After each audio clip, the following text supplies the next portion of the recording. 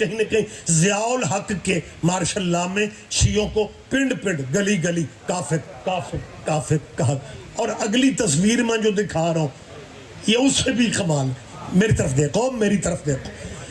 جس دور حکومت میں ہمیں کافر کہا گیا اسی ضیاء الحق ہی کی حکومت میں منصور جماعت اسلامی کے مرکز میں شیعوں کو کافر کہنے والے مولویوں کی شیعہ مولویوں سے صلح ہو گئی اور ہم بغیر کلمہ پڑھے مسلمان ہو گئے.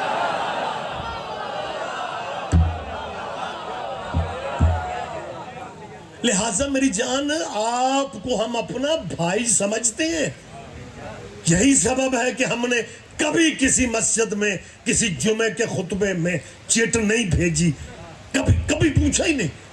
کیونکہ بھائی بڑا ہو ویسے احترام کرنا چاہیے, اور اوپر سے اگر سادہ ہو تو پھر تو اور ہی